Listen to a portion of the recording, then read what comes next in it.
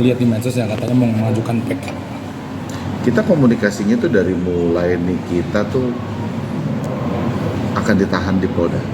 Cuman karena berbagai kesibukan saya kan ke luar negeri, ke beberapa daerah, kan, sehingga komunikasi kita terputus.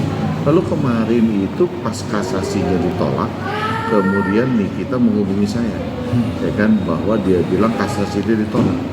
Saya diberikan pemberitahuannya kan terkait menyangkut kasasi itu ditolak.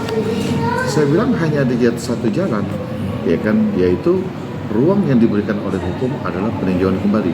Kalau misalkan ini kita sepakat, kalau ini kita setuju, kita bahas bersama, kan, apa yang akan kita lakukan dalam upaya PK. Lalu ini kita bilang kalau bisa, kan, abang datang ke rutan bertemu dengan kita untuk berdiskusi. Lalu kemudian saya datang ke rutan, kan, bertemu dengan Nikita.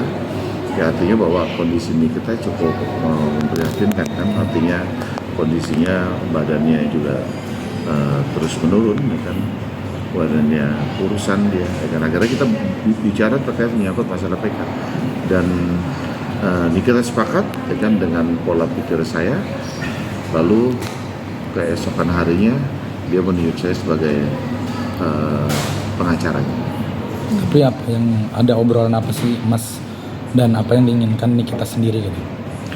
Ya yang pasti bahwa kan kalau saya melihat di sini Nikita berkali-kali dia tidak pernah meminta, dia tidak pernah mengatakan kan bahwa kan jadi gini, kalau kronologis awal kan dia diceritakan ke saya, dia tuh bertemu di Kemang, kemudian bertemu dengan seseorang, lalu dia bilang, Mbak Niki, kan masih lama tadi, kenapa? Saya membeli satu produk, lalu produk ini begini, itu yang diceritakan Niki ke saya. Kemudian kalau misalkan boleh saya pulang dulu, saya ambil ke kos-kosan, jauh nggak kata Niki? Nggak jauh. Kan kalau nggak jauh, kan ambil aja, saya tunggu di sini. Tapi sudah capek banget, kan saya mau pulang. Lalu mereka ambil, kan, kemudian dikasih Niki. Nah, di dalam live TikToknya Niki itu cuma bilang bahwa hati-hati ya, ada satu produk loh bahaya, kan, produknya begini. Dia tidak pernah menyebutkan seseorang. Nah, kemudian orang itulah yang langsung dia aktif menghubungi, kan, orangnya Niki. Pertama dia menghubungi Dokter Oki, menghubungi Dokter Oki, bisa kali dikenalin katanya ke Niki.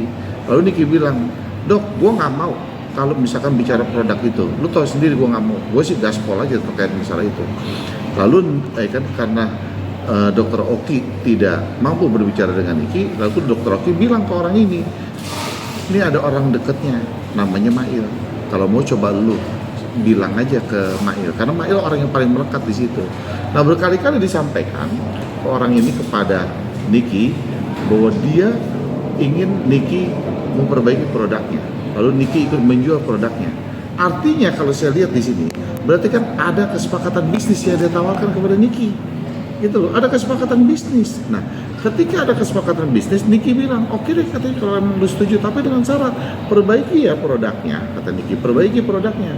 Kalau sudah diperbaiki, gue mau jualin, gitu loh. Kalau gue mau jualin, nah mereka sepakat dengan angka itu. Berarti ada timbul pembicaraan yang dimulai dari mereka, lalu ditiktokan kepada Niki. Hasilnya apa? Sepakat, ya kan? Sepakat berarti kesepakatan bisnis. Nah, hal-hal inilah kenapa ini menjadi diabaikan oleh majelis, gitu loh. Hal-hal ini kan bahwa ini adalah murni kesepakatan bisnis. Kenapa timbulnya jadi pemerasan, gitu loh. Ya kan? Kenapa timbulnya jadi pemerasan? Ketika ini jadi pemerasan, maka dijerat pemerasan. Pertama di tingkat pengadilan negeri kan kalian tahu bahwa unsur pemerasan kan tidak ada, hanya kena undang-undang ITE, dan itu pun juga undang-undang ITE yang paling terberat ya, menurut saya sih yang paling terberat. Oke lah, kita terima. Kemudian kan di pengadilan tinggi jelas dijerat di sini adalah TPPU-nya, kan gitu ya, kan dijerat adalah TPPU-nya.